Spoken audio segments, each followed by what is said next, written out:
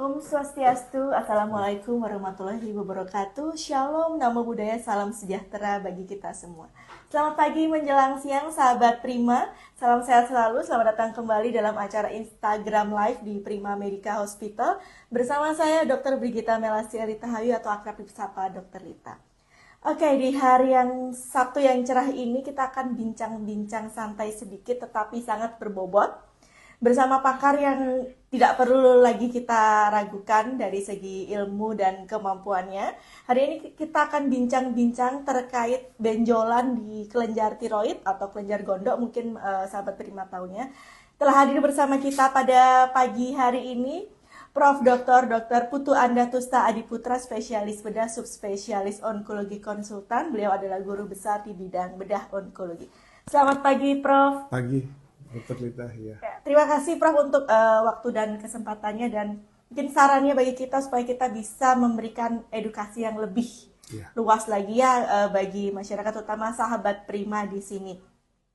Jadi sebelum kita mulai acara live talk Instagram kita pada pagi hari ini, saya informasikan dulu kepada sahabat Prima, jangan lupa untuk mengirimkan pertanyaan-pertanyaan di kolom chat.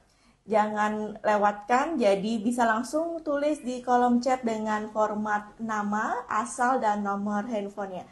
Nanti kita akan pilih 3 penanya terbaik yang akan mendapatkan hadiah berupa e-money dari Prima Medica Hospital.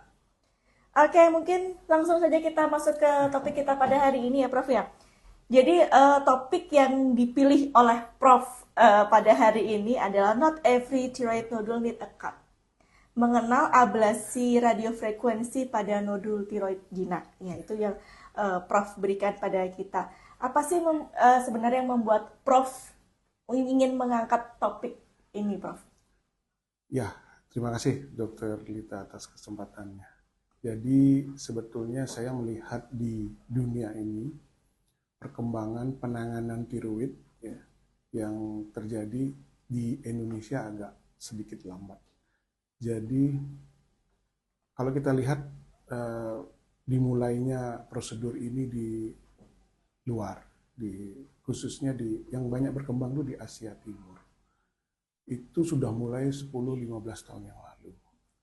Nah, kalau konservatif artinya selama ini yang kita kenal di dunia medis di Indonesia dan di Bali khususnya, benjolan tiroid orang akan berpikir atau masyarakat awam akan berpikir pasti dah aku dioperasi gitu ya. Nah, jadi begitu ada benjolan di gondoknya atau kelenjar tiroid ini, pikiran masyarakat nanti pasti saya dioperasi dan sebagainya.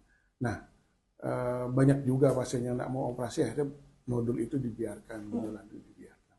Jadi pilihannya waktu itu mungkin hanya dibiarkan, diobservasi atau dioperasi. Hanya 2 pilihan lah selama ini. Nah, dengan kemajuan medis, yaitu diagnostik terhadap nodul tiroid, ternyata penanganannya semakin berkembang dan dimulai di negara-negara Asia Timur lebih banyak. Nodul tiroid utamanya yang jinak itu penanganannya dapat dilakukan tanpa tindakan operasi. Seperti itu. Jadi saya belajar dan mengembangkan hal itu dan sudah kita lakukan di Rumah Sakit Prima Medica ini. Oke. Jadi itu gambaran awal ya Prof ya kenapa kita tertarik untuk membahas ini. Mungkin sebelum melangkah lebih jauh lagi terkait penanganan nodul tiroid atau terkait radiofrekuensi ablasi itu sendiri, kita jelaskan lebih awal mungkin Prof terkait apa sih itu kelenjar tiroid dan nodul tiroid itu yang bagaimana? Ya, kelenjar tiroid atau masyarakat awam mengenalnya kelenjar gondok gitu ya. Itu adalah suatu kelenjar yang terletak di leher depan, di depan dari trakea atau saluran nafas di leher. Itu bentuknya seperti kupu-kupu ya. Apabila dalam kondisi normal dia tidak teraba. Tidak teraba, tidak dilihat, artinya tidak terlihat gitu ya. Nah, fungsinya apa? Ternyata ia adalah seperti peran metabolisme ya, seperti mesinnya badan. Artinya begini, kalau dia bekerja cepat, maka semua metabolisme menjadi cepat, atau dia bekerja lambat maka metabolisme menurun. Nah, yang penting diketahui adalah apabila yang penting ya untuk program masyarakat juga utamanya adalah kalau di level kesehatan masyarakat, apabila yang berbahaya adalah apabila dalam fase pertumbuhan atau hamil dan anak-anak itu kekurangan hormon tiroid, maka akan terjadi kretinisme atau retardasi mental atau pertumbuhan yang tidak baik. Jadi pertumbuhan yang terganggu itu sebenarnya masuk juga dalam program pemerintah makan bergizi gratis itu ya, salah satunya adalah untuk mencegah kekurangan tiroid pada masyarakat. Nah, tapi pada saya seorang klinisi, pentingnya adalah itu fungsi ya. Jadi kita harapkan fungsinya normal dulu. Kalau fungsinya ada masalah, kita bisa atasi, dan dokter yang bersangkutan dengan itu adalah dokter bidang hormon. Jadi mengatur supaya hormon tiroid itu berada dalam level yang normal. Nah, penyakit pada kelenjar tiroid itu salah satunya adalah penyakit yang timbulnya suatu tumor di kelenjar tiroid itu. Nah, itulah ranah kami, tumor di kelenjar tiroid. Nah, tumor yang muncul pada kelenjar tiroid itu bisa jinak, bisa ganas. Nah, kalau jinak berarti kan dia tidak berbahaya sesungguhnya. Nah, kalau yang ganas ini yang berbahaya karena kemampuannya dia untuk merusak lokal dan bermetastase jauh. Itu secara umum kira-kira begitu dulu. Oke. Jadi secara umum tiroid dan nodul tiroid itu bagaimana, seperti yang sudah dijelaskan oleh Prof tadi ya. Nah, mungkin pertanyaan banyak orang nih lanjut. Kalau ada benjolan di leher, mungkin tadi di awal Prof sudah bilang ya, berarti tidak semua nodul atau benjolan di leher sekarang harus dioperasi jadinya, Prof ya? Ya, jadi pertama kali apabila ada pasien mengeluh ada benjolan di leher, kita harus pastikan itu dari mana. Dari mana? Nah, dokter mengetahui, oh ini dari tiroid asalnya berdasarkan pemeriksaan. Oh, ini bukan dari tiroid. Oh, ini dari kelenjar getah bening dan sebagainya. Kita fokuskan ke kelenjar tiroid. Apabila kita sudah curiga itu berasal dari kelenjar tiroid, maka kita pasti melakukan yang namanya pemeriksaan penunjang. Apakah betul ia berasal dari kelenjar tiroid? Pemeriksaan penunjang yang kita lakukan adalah yang paling mudah dan hampir ada di setiap fasilitas kesehatan adalah ultrasonografi. USG, Prof ya? Ultrasonografi. Jadi penting untuk melakukan ultrasonografi sebelum kita memutuskan diagnosis maupun tindakan, karena meyakinkan bahwa itu memang berasal dari kelenjar tiroid. Dan sekarang kemajuan dalam imaging atau pencitraan ultrasonografi itu dengan alat yang semakin bagus, sudah semakin sahih dia. Nodul itu dibagi langsung dalam arti ini curiga ganas, ini curiga jinak. Jadi sudah mendetil ya, Prof. Sudah lebih detail dibandingkan dengan dulu. Dan alatnya pun semakin lama semakin baik dan akurasinya makin naik. Jadi dari sana kita sudah bisa menduga, oh ini jinak, oh ini ganas. Karena ini penting dalam penata laksanaan. Karena dalam penyakit tumor tiroid ini, demarkasi antara ganas dan jinak ini harus jelas dulu. Ya, karena sangat berbeda penanganannya. Penanganannya beda jauh ya, Prof ya. Kalau ganas, ya operasi merupakan terapi yang sampai saat ini belum bisa kita geser. Jadi ganas ya dibuang. Tapi kalau jinak, nah ini yang mulai berkembang saat ini. Dan ternyata sebagian besar nodul tiroid itu jinak yang datang. Oke. Jinak yang datang. Biasanya gejalanya apa nih, Prof? Pasien-pasien yang datang ke Prof dengan nodul tiroid jinak itu, gejala yang paling dia keluhkan itu apa? Apakah memang benjolannya atau ada gejala-gejala lain yang dikeluhkan, Prof? Memang yang paling banyak datang keluhannya adalah adanya benjolan yang dilihat misalnya pada saat dia ngaca ya, bercermin. Jadi, loh kok ada benjolan? Tadinya nggak sadar dan sebagainya. Oh, ada benjolan. Mulai bertanya-tanya, mulai dipegang-pegang. Kemana ini sekarang kan begitu? Jadi awalnya biasanya dikeluhkan adanya benjolan atau tidak sengaja memegang leher dan kok ada yang lain ya. Nah, itu pertama, tapi keluhan lainnya juga bisa karena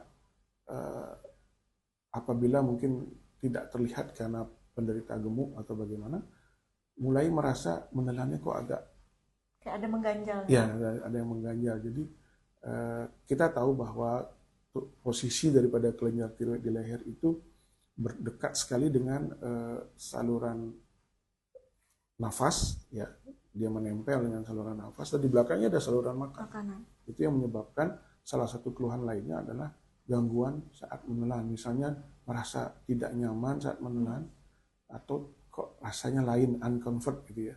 Seperti itu biasanya yang datang. Kalau keluhan-keluhan yang lain itu umumnya mencirikan ganas, misalnya terjadi perubahan suara, kemudian penekanan yang berlebihan sampai tersumbatnya jalan nafas, itu biasanya ciri-ciri yang ganas. Beda lagi. Nah, mungkin kita langsung masuk ke sesuai di judul tadi terkait ablasi radiofrekuensi ya, Prof ya. Jadi sebenarnya apa sih prosedur ablasi radiofrekuensi itu sendiri, Prof? Jadi prosedur radiofrekuensi ablation ini adalah suatu prosedur yang menggunakan energi radiofrekuensi yang dimasukkan ke dalam benjolan tumor dari tiroid itu, dan dengan energi itu menghasilkan tenaga panas yang akhirnya mematikan tumor itu. Jadi seperti dipanaskan dia. Pertanyaannya adalah benjolan itu dipanaskan, gimana bisa mengecil? Ternyata tubuh punya mekanisme untuk menyerap itu. Jadi memang tidak simsalabim langsung hilang. Tidak.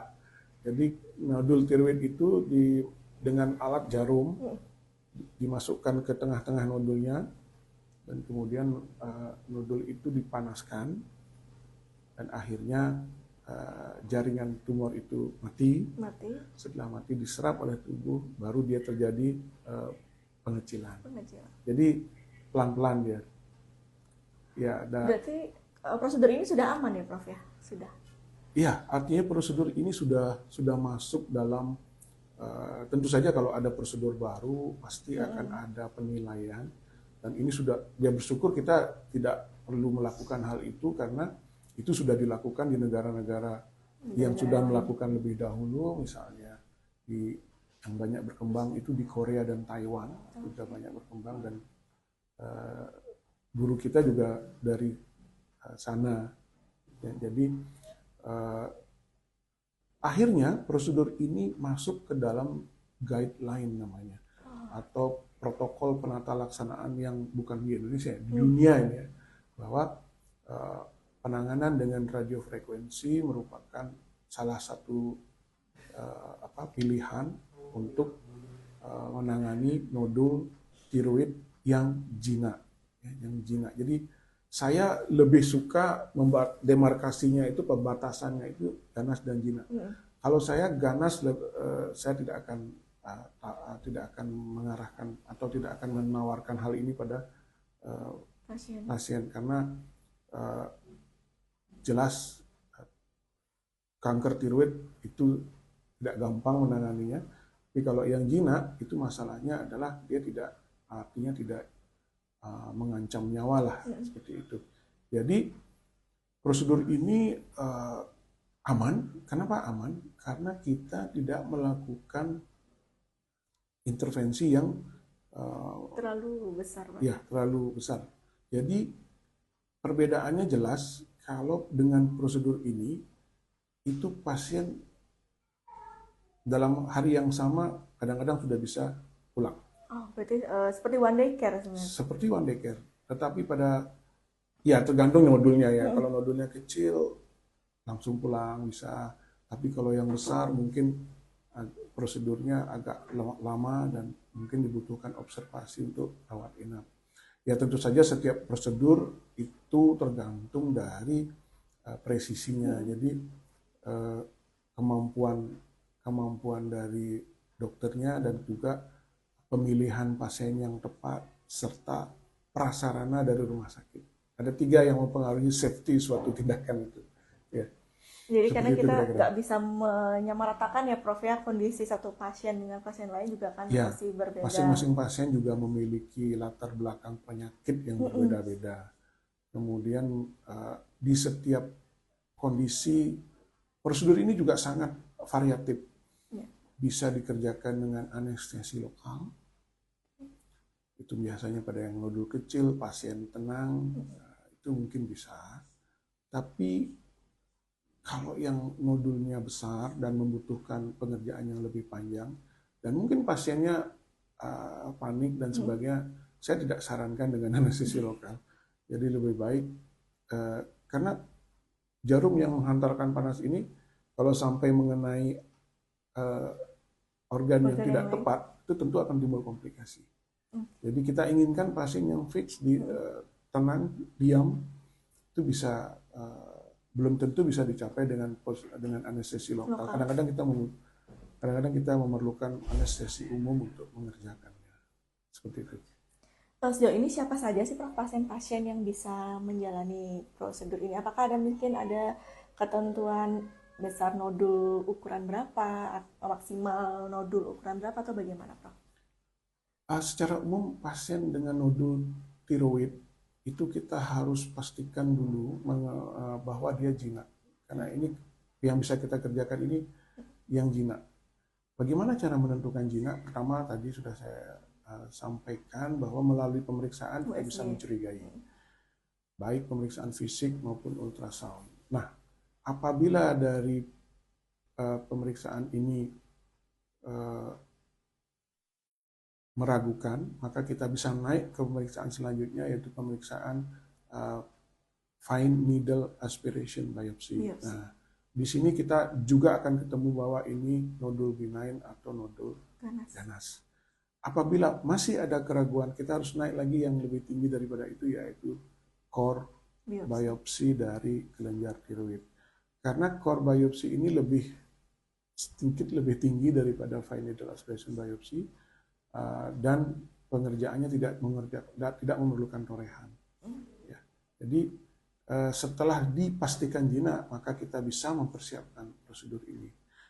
Kadangkala saya tetap melakukan core biopsi, walaupun dari pemeriksaan yang sebelumnya sudah jinak, itu sebagai data saya bahwa nodul ini memang benar-benar jinak. Itu data, karena apa? Setelah dilakukan tindakan radiofrekuensi, itu struktur daripada tiroidnya akan berubah.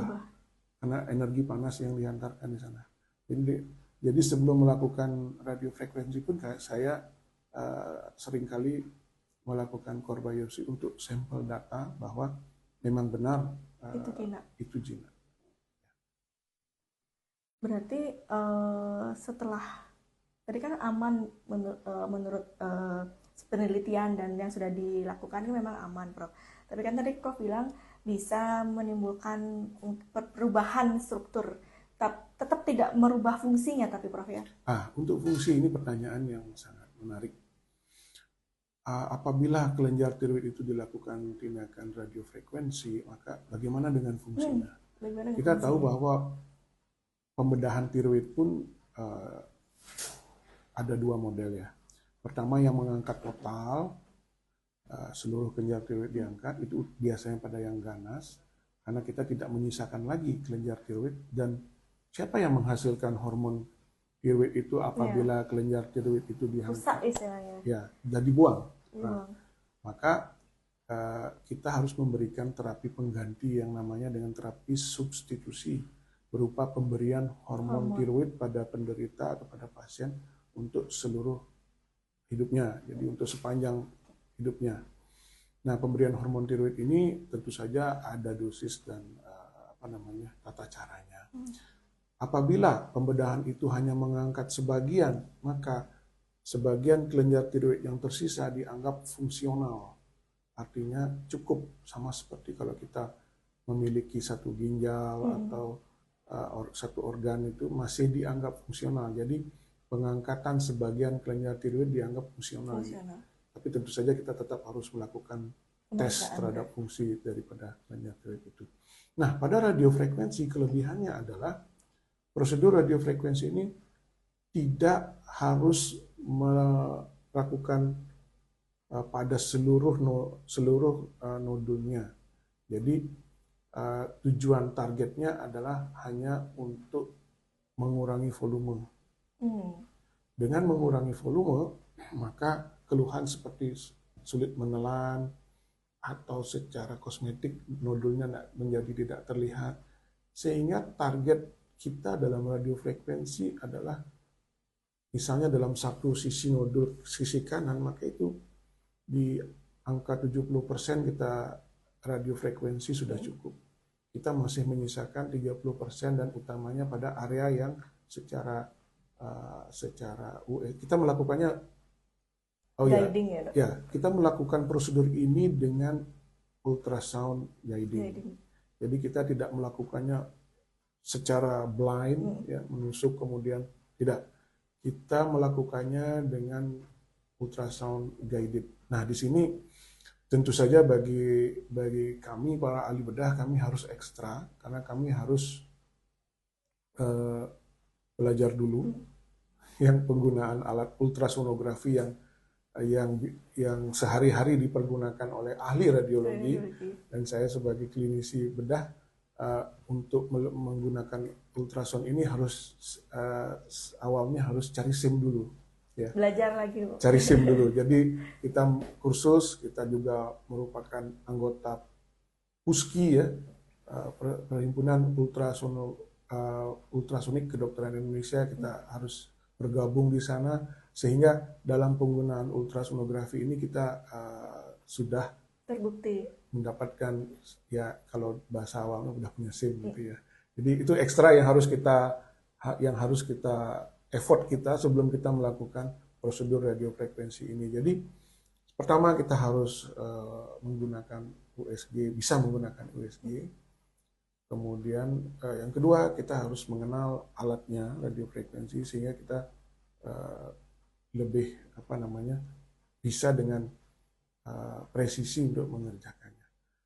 Ya sehari-hari dulu saya mengangkat kelenjar tiroid itu sudah pekerjaan sehari-hari ya, jadi memang tugas daripada seorang dokter ahli bedah onkologi untuk mengangkat kelenjar tiroid yang entah itu tumor, rusak dan sebagainya, itu merupakan tugas kita. Dan sekarang dengan perkembangan zaman kita harus mengikuti dunia yang mengarah ke minimal invasif. Jadi saya mempelajari ini untuk bisa melakukannya karena masyarakat sekarang juga makin aware.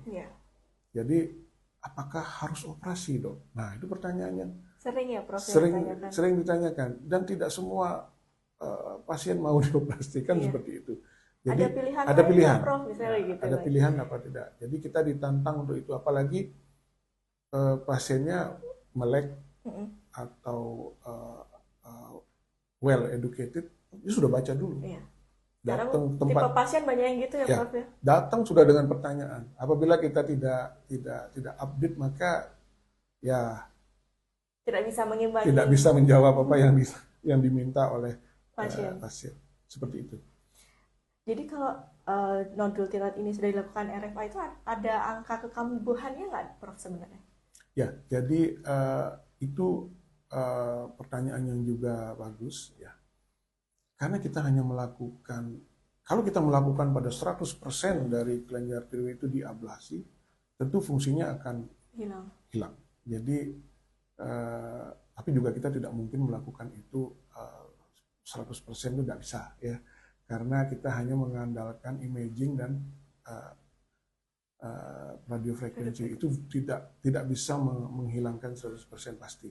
Jadi di sini angka kekambuhan itu jelas ada, tetap ada angka kekambuhan. Sepanjang yang kita pernah pelajari, ya, prosedur ini bisa diulang.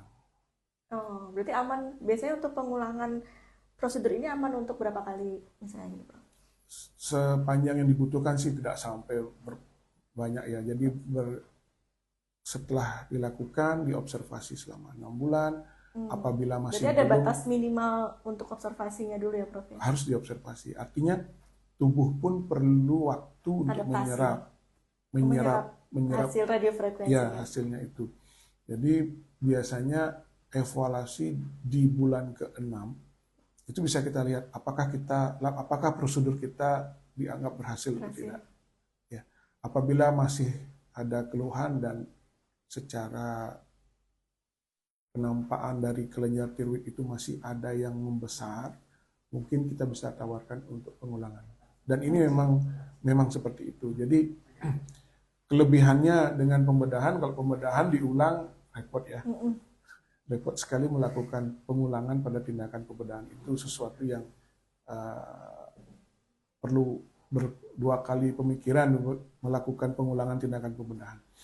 Karena biasanya kalau pembedahan itu sekali masuk harusnya sudah selesai. Seperti itu. Tapi kalau radiofrekuensi itu bisa diulang. Bisa diulang dan apalagi dengan anestesi lokal misalnya seperti itu ya. Itu bisa berkali-kali bahkan dilakukan. Nah, kalau kita menggunakan prosedur ini dengan anestesi lokal, memang keterbatasannya adalah kadangkala kita tidak bisa melakukan secara penuh, secara maksimal ya. Secara maksimal maksudnya ya. Jadi kondisi pasien di tengah saat tindakan dan sebagainya mempengaruhi juga tindakan yang kita lakukan. Operator yang melakukan tindakan itu. Jadi banyak faktor yang menyebabkan kenapa tindakan ini kadang bisa diulang lagi. Berarti pilihannya sebenarnya kalau untuk radiofrekuensi ini sebaiknya anestesi umum ya Prof ya, general anestesi. Anda tidak bisa juga seperti itu. Oke. Jadi berarti dilihat pasiennya kembali gitu. Kita melihat pasiennya nodulnya besar atau tidak, kemudian tipe pasiennya seperti apa. Kalau panik, jangan dah. Jangan kalau tipe yang panikan, cemas, saya tidak menyarankan untuk lokal anestesi. Kadang-kala kita bisa melakukan dengan pemberian sedasi, artinya dengan obat-obat penenang, tapi ya saya sebagai ahli bedah, karena mengerjakannya di ruang kamar operasi, saya refer pada pasien untuk mungkin di bius umum itu lebih nyaman, karena terus terang alat itu bunyinya juga lumayan mengganggu ya, lumayan mengganggu. Jadi alat radiofrekuensi itu ada suara-suara yang keluar dan mungkin untuk pasien itu tidak biasa ya. Bikin cemas lagi nanti. Ya nanti malah panik di tengah kamar operasi, daripada kita di tengah-tengah kamar operasi mengerjakan baru setengah, berhenti nanti ngulang lagi. Dari awal saya berdiskusi dengan pasiennya lebih nyaman menggunakan anestesi umum, dan itu pilihan ya, itu preferensi. Dan selama saya mengerjakan, karena saya menggunakan anestesi umum, kemudian pasiennya tenang, maka sampai saat ini saya belum pernah ada tindakan ulangan. Ya, mungkin seperti itu. Harus rawat inap nggak, Prof? Prosedur ini? Ada pasien-pasien yang misalnya dengan komorbid ya, penyakit-penyakit lain penyerta, misalnya ada diabetes atau ada hipertensi, ada yang lain-lain, usia tua, itu mungkin diperlukan semalam untuk observasi apakah ada perdarahan. Tetap ada risiko perdarahan karena kita menusuk ya. Apakah ada perdarahan ataukah ada rasa nggak nyaman, nyeri, jadi kita observasi semalam. Tapi pada pasien-pasien yang muda dengan nodul yang tidak begitu besar, pengerjaannya juga singkat, kadang-kadang setelah pasien sadar, diobservasi beberapa jam, itu bisa pulang dalam hari yang sama. Seperti itu. Satu kali prosedur tuh biasanya membutuhkan waktu berapa lama, Pak? Kira-kira? 30 menit. Hanya 30 menit itu biasanya yang paling sering saya lakukan 30 menit, tapi kemarin pernah ada yang nodulnya kanan kiri cukup besar, itu saya mengerjakan 1 jam. 1 jam. Berarti 30 menit sampai 1 jam. Termasuk singkat sebenarnya. Singkat. Jadi jauh lebih singkat dibandingkan dengan kita melakukan pembedahan tiroid. Iya. Pembedahan tiroid harus presisi, saraf tidak boleh kena, kelenjar paratiroid harus lebih terpreservasi dan sebagainya. Jadi ya jauh lebih singkat. Jauh lebih singkat. Dan untuk pengangkatan kelenjar tiroid harus rawat inap kan begitu, terpasang drain. Ya jadi memang lebih singkat dan mungkin lebih nyaman untuk pasien-pasien. Jadi ini salah satu prosedur tindakan yang menarik untuk diketahui oleh masyarakat. Sebelum kita bahas lagi lainnya, mungkin di sini sepertinya sudah ada beberapa pertanyaan Prof dari teman-teman di Sahabat Prima di Instagram Live. Kita cek sedikit, mungkin bisa ke atas sedikit.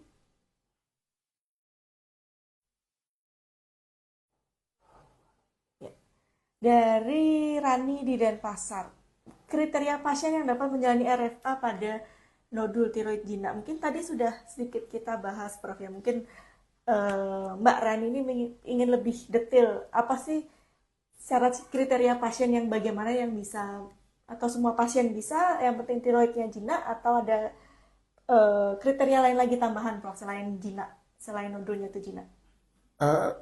Ya, jadi kalau secara teori dari guideline dari ATA, American Thyroid Association, maka RFA ini dikerjakan pada nodul tiroid yang benign atau jinak.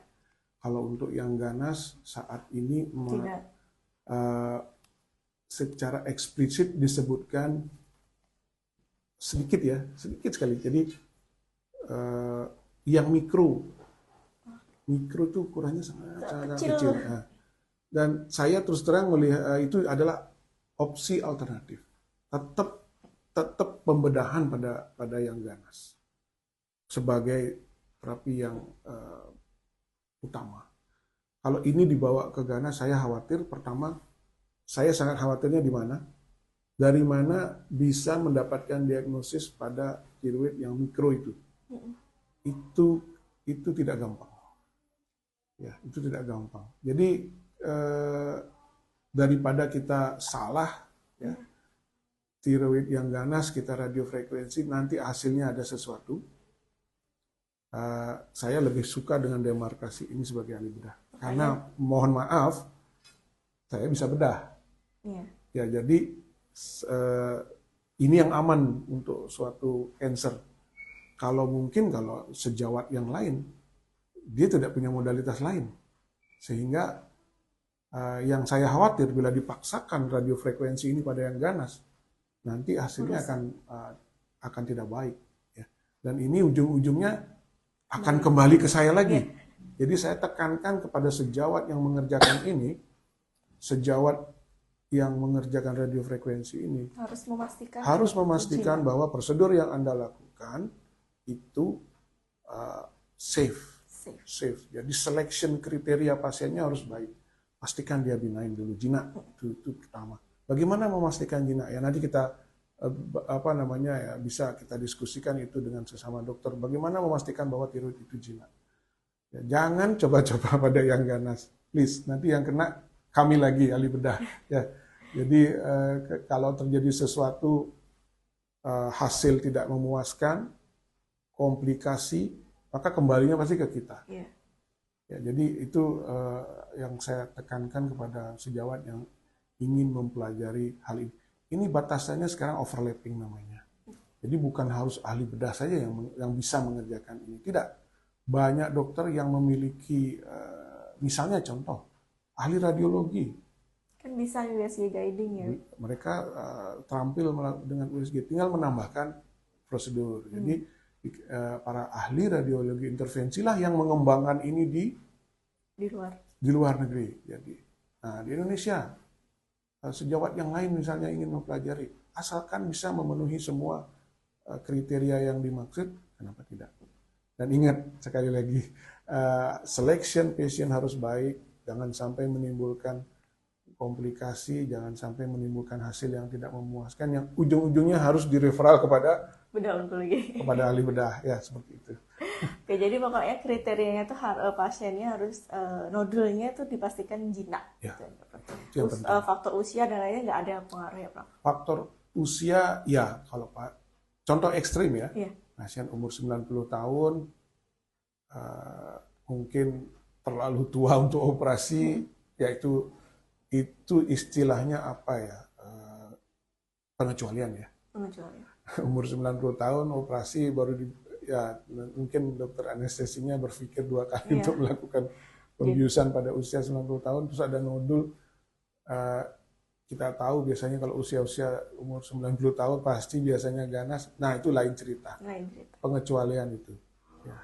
Kita tidak membahas ke sana, kita yang mungkin yang biasa-biasa aja, yang umum. Jelas pokoknya yang nodul tiroidnya itu jinak ya, Prof. Ya. Pastikan itu jinak. Untuk pertanyaan kedua tadi sudah kita bahas ya terkait RFA bisa dilakukan kembali. Iya, bisa dilakukan pengulangan setelah observasi selama 6 bulan minimal ya, Prof. Ya. Jadi observasinya selama 6 bulan untuk diperiksakan ulang kembali ya, Prof. Ya, nodulnya itu bagaimana perkembangannya setelah dilakukan RFA. Mungkin pertanyaan, adakah lifestyle mungkin ini dari Karina Dwi bertanya terkait bagaimana lifestyle yang bagus untuk mencegah nodul tiroid. Ada nggak, Prof, misalnya gitu? Kalau dari sisi mungkin edukasi lanjutan biasanya kan habis tindakan, apakah ada, Prof, edukasi lifestyle ke pasien supaya tidak angka kekambuhannya menurun mungkin misalnya? Secara umum nodul tiroid itu memang lebih banyak pada perempuan. 9:1 dibandingkan dengan laki-laki. Nah, lebih banyak pada perempuan dan itu data ya, itu evident. Jadi penyebabnya bermacam-macam. Bisa suatu penyakit infeksi, inflamasi, atau bisa suatu autoimun, bisa suatu tumor dan sebagainya. Tapi yang pasti itu memang agak sulit. Nah, ada evidence yang menyatakan suatu daerah muncul benjolan yang bersama-sama dalam suatu daerah yang kita kenal misalnya penyakit gondok endemik, gitu ya. Itu masalahnya adalah masalah di public health, kesehatan masyarakatnya. Jadi di sana mungkin akses terhadap garam beriodium itu kurang. Nah, di mana kelenjar tiroid ini membutuhkan iodium dalam produksinya. Nah, mungkin juga berikutnya yang sering menjadi kekurangan kita adalah bagaimana selain sudah menggunakan garam beriodium, bagaimana cara menggunakannya yang benar. Sering sekali masyarakat itu membubuhkan garam saat sedang memasak. Dan di sana iodiumnya menjadi terurai. Dan kalau kita perhatikan, sebenarnya garam beriodium itu penggunaannya adalah garam meja. Artinya digunakan setelah makanan agak dingin. Berarti tidak boleh kena panas sebenarnya, Prof. Sebetulnya ya. Sama seperti kalau kita minum jeruk hangat gitu ya. Rasa jeruknya dapat, vitamin C-nya denaturasi. Seperti itulah modelnya. Ya, jadi kalau kita memasak ingin yang asin, rasanya sedikit lebih asin, mungkin membubuhkan garamnya, nggak apalagi garamnya beriodium.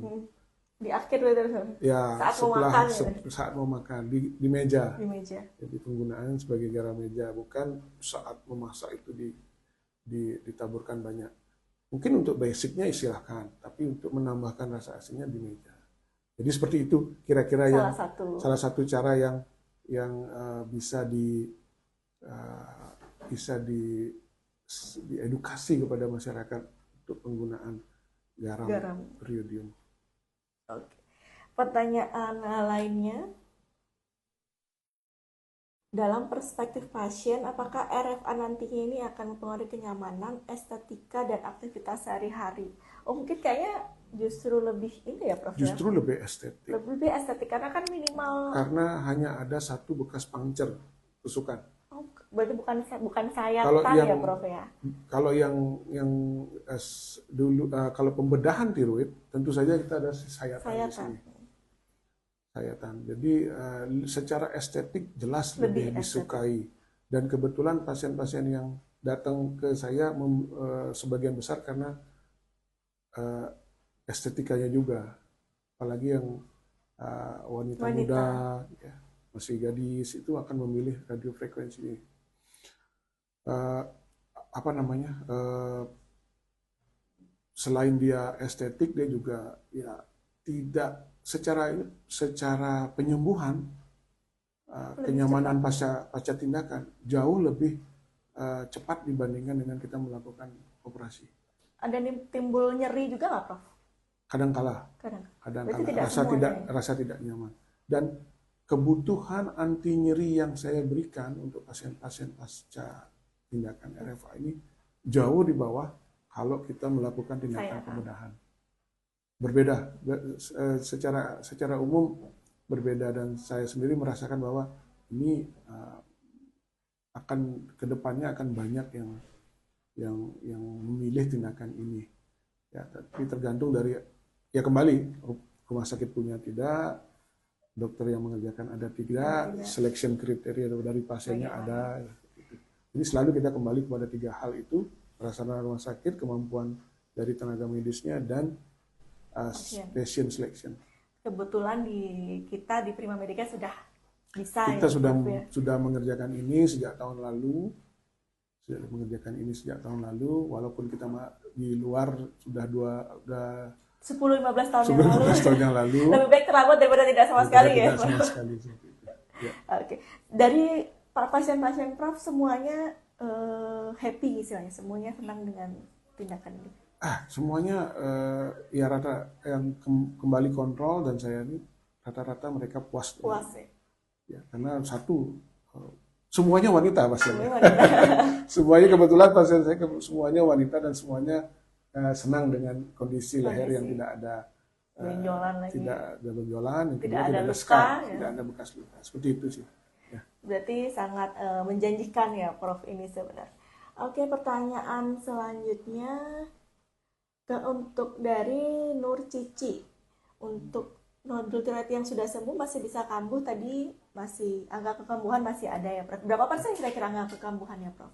Beda-beda kah? Kalau secara teori berapa persen biasanya angka kekambuhannya Prof? Dari setelah tindakan itu berbeda-beda, tergantung dari metodenya.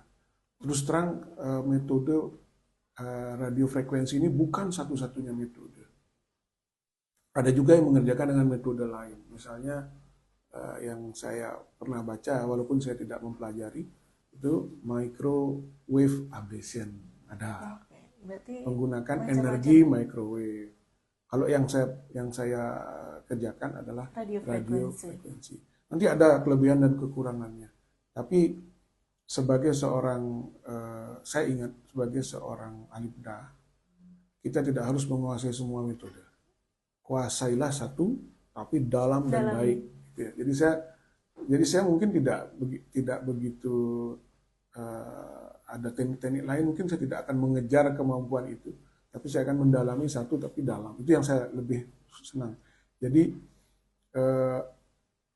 angka kekambuhan itu sangat berbeda-beda, tergantung dari metode. Nah, di radiofrekuensi sendiri, metode pengerjaan itu bisa beda juga, tata cara pengerjaan bisa beda. Nah, jadi untuk yang saya lakukan di Rumah Sakit Prima Medica ini, memang angkanya masih belum mencapai ratusan, tapi dari yang saya kerjakan itu belum ada yang saya lakukan prosedur ulangan. Hanya itu yang bisa data saya yang berdasarkan data real ya. Data real saya. Tapi kalau melihat di luar, data di luar, pengulangan tentu ada dan itu dilaporkan. Berapa persen kecil atau? Kecil angkanya. Berarti angka kekambuhannya kecil ya. Ya. Adakah persiapan Prof dari pasien yang harus dilakukan sebelum melakukan radiofrekuensi ablasi itu sendiri? Ya, tentu saja persiapannya pasien harus siap tentunya ya. Persiapan yang pertama adalah harus mengerti dengan apa yang akan dijalaninya. Dan persiapan itu dituangkan dalam bentuk informed consent. Jadi penderita dan dokter itu sudah sama-sama mengerti. Dan yang menyediakan lembar itu adalah rumah sakit. Jadi ada tiga yang terlibat di sana persiapan itu. Dokter sudah menjelaskan biasanya di tempat praktek rumah sakit akan menyediakan form dan terakhir pasien setuju dengan apa yang sudah dijelaskan oleh pasien. Itu pertama, kesiapan. Yang kedua, apabila memilih untuk bius general atau anestesi umum, maka ada beberapa standar persiapan yang tentunya harus dipersiapkan, misalnya puasa, kemudian cek fungsi paru-paru, kemudian ada pemeriksaan darah yang standar untuk pembiusan umum.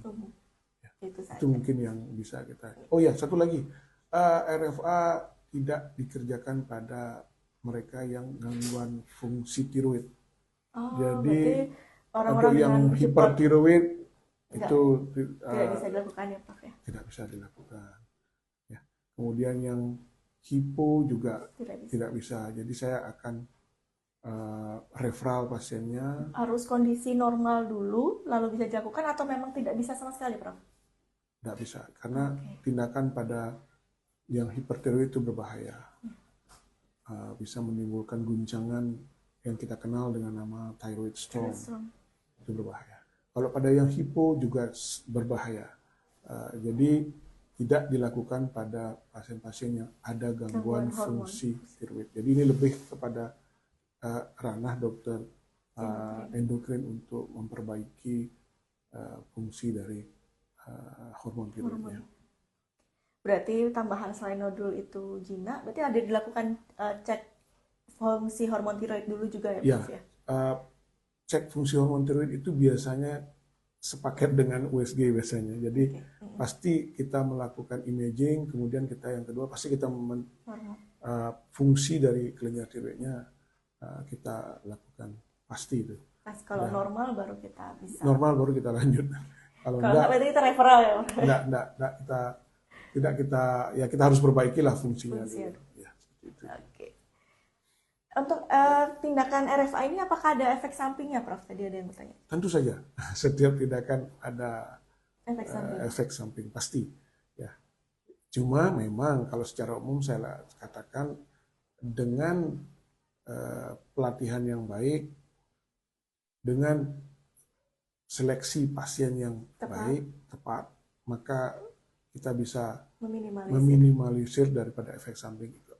Di teori atau di jurnal-jurnal yang kita lihat itu, efek sampingnya disebutkan. Salah satunya adalah bila kita melakukan radiofrekuensi pada area yang tidak tepat. Bisa terjadi, ya ini memang serem-serem sih, tapi syukurlah dari yang saya lakukan tidak ada pernah terjadi itu. Terjadi kebocoran pada pembuluh darah, panas, terus kena pembuluh darah. Itu yang mungkin harus jadi kita harus presisi. Kemudian kedua, kebocoran dari saluran cerna, dalam hal ini adalah saluran makan, esofagus. Kebocoran dari saluran nafas, jadi trakea bisa terlukai, dan bukan terlukai dalam arti pakai pisau, enggak, terlukai karena energi panasnya berlebihan. Nah, jadi itu beberapa yang terlaporkan seperti itu. Ya ini terus terang biasanya kalau kita tidak presisi dalam mengerjakannya, tidak hati-hati. Karena di sini peran daripada guiding ultrasound itu dalam pengerjaan sangat penting. Jadi penguasaan anatomi pada USG itu sangat penting. Selain itu juga kita sendiri bisa secara tidak melihat ya, mengetahui kira-kira ini adalah posisi kelenjar tiroidnya. Jadi itu sangat karena kita tidak melihat langsung. Sangat berbeda dengan pembedahan. Kalau pembedahan kita melihat langsung, ini kelenjar tiroidnya, kita bisa angkat. Tapi pada saat pembedahan juga ada efek samping yang tidak ringan juga, terkena saraf dan sebagainya. Itu merupakan efek samping atau komplikasi daripada pembedahan. Tapi secara umum jelas lebih ringan daripada pembedahan. Mungkin pertanyaan selanjutnya, Oh, mungkin ini dari Pratista di Semarang, Lucy dari Semarang. Mungkin ini Mbak Lucy agak kurang jelas mungkin Prof. Apakah RFA ini menghilangkan nodul sepenuhnya atau hanya mengecilkan ukuran nodulnya? Nah, karena dia nodul itu jinak, kita tidak perlu mengangkat semua. Jadi kita hanya mengurangi volume nodul. Oh, mengurangi. Jadi gini, pada suatu kelenjar tiroid, ya, sisi sebelah, kan ada dua sisi, Ya, kanan, ada kiri, kupu-kupu itu tadi, dan Prof. ada jembatannya di tengah. Kanan, kiri. Misalnya kita fokus pada yang kanan, kiri normal. Maka yang sebelah kanan yang ada nodulnya ini, tentu saja kita ingin nodul itu kalau dalam USG akan terlihat berbeda dengan struktur kelenjar tiroid yang normal. Kita akan berusaha menghabiskan semua nodul itu. Tapi kita sadar bahwa dengan tindakan ini tidak mungkin tercapai angka 100% itu, kan seperti itu. Karena dia jinak, dia tidak mengancam nyawa. Jadi kita hanya lebih pada mengecilkan ukuran dan sedapat mungkin tidak membuat dia kambuh lagi walaupun masih ada di sana tersisa. Ya.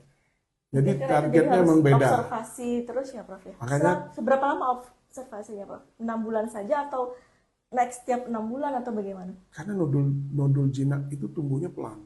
Jadi setelah 6 bulan pemantauan pasca tindakan, 6 bulan pemantauan pasca tindakan dan hasilnya memuaskan, kita biasanya memantau secara klinis melihat, oh sudah tidak ada lagi yang terlihat.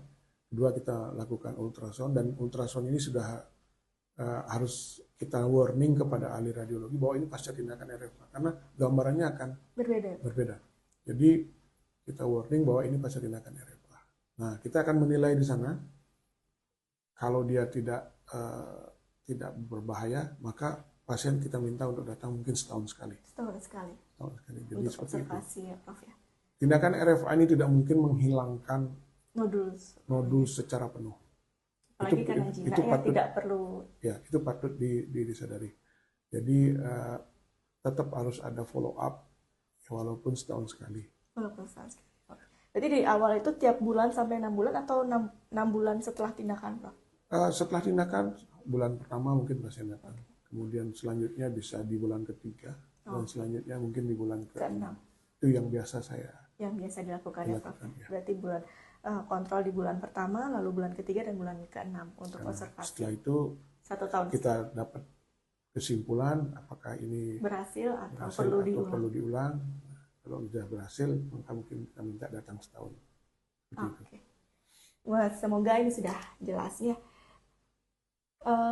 Dari Saras bisa melakukan di Prima. Iya, bisa kita. Jadi Prof Andatusta sudah beberapa kali ya, Prof, ya, dari tahun lalu untuk melakukan tindakan RFA ini di pasien-pasien kita di sini.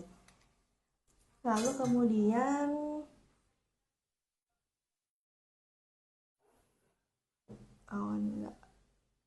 kenapa mungkin hormon tiroid itu sering terganggunya pada wanita mungkin, Prof? Kita kayaknya lebih ke endokrin atau gimana, Prof, ya kayaknya. Tapi kenapa munculnya pasien-pasien yang bergejala itu justru kebanyakan di wanita? Ya memang ini ranahnya dokter endokrin ya sebetulnya. Tapi secara umum sih kita tahu bahwa wanita itu kebutuhannya naik turun. Ya. Terutama pada saat hamil dan menyusui itu kebutuhan hormon tiroidnya meningkat pesat ya. Berat badan naik, ada 2 yang harus dijaga, dan si anak juga harus dapat hormon tiroid yang cukup. Jadi karena fluktuasinya lebih pada wanita. Itu salah satu yang saya bisa jawab. Tapi hal-hal lain mungkin di luar bidang saya. Di luar bidang Prof Andatusta. Yeah. Oke. Sepertinya ada pantangan nggak, Prof, pada pasien-pasien setelah dilakukan tindakan RFA? Pantangan? Iya, pantangan. Misalnya udah untuk mencegah kekambuhan atau... Saya kira nggak ada. Jadi pantangan pantangan pada pasien-pasien dengan nodul tiroid ya mungkin tidak ini. Tidak ada ya, karena Ya. prosedurnya juga relatif aman. Ada teori yang menyatakan bahwa hindarilah makanan yang goitrogenik. Nah, itu goitrogenik itu contohnya apa sih ya? Yang saya lihat itu di buku saya lihat itu sejenis kol dan kubis. Kubis. Oh, itu malah harus dihindari. Itu makanan yang goitrogenik kan, Goitrogenik. menurut teori. Menurut teori. Ya. Itu yang Tapi seberapa banyak sih kita makan iya, kol kan sehari? Kayaknya semua makanan kalau selama di dalam batas kewajaran. normal Ya, aja, dalam batas wajar nggak akan seheboh itu ya, Prof, untuk efeknya. Oke, mungkin setelah terakhir mungkin Prof, ini mungkin bisa ingin lebih jelas perbedaan tiroid jinak dan ganas. Mungkin untuk menutup sesi pertanyaan kita pada hari ini.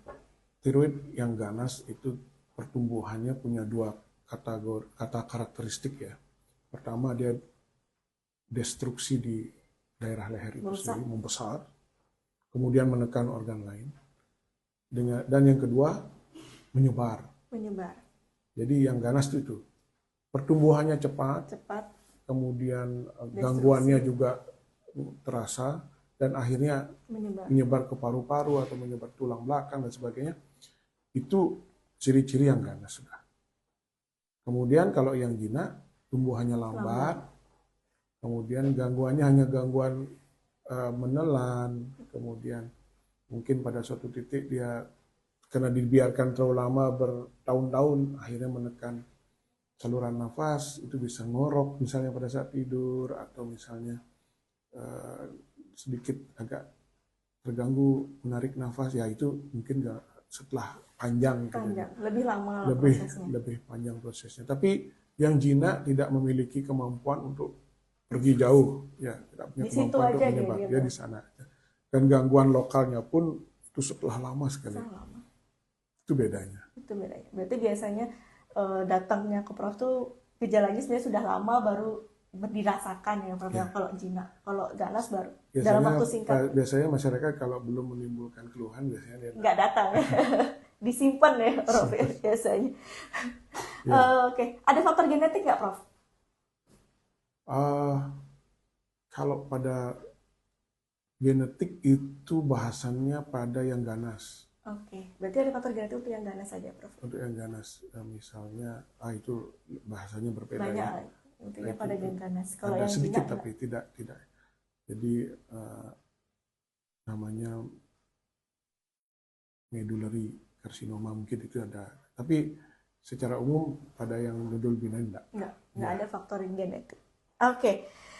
Baik sahabat Prima, sepertinya kita sudah sampai di penghujung acara. Sudah selama 1 jam kita bincang-bincang di sini bersama Prof. Anda Tusta terkait dengan nodul tiroid, khususnya nodul tiroid jinak dan prosedur terkini terkait ablasi radiofrekuensi yang sudah bisa dikerjakan di Prima Medical Hospital bersama Prof. Anda Tusta.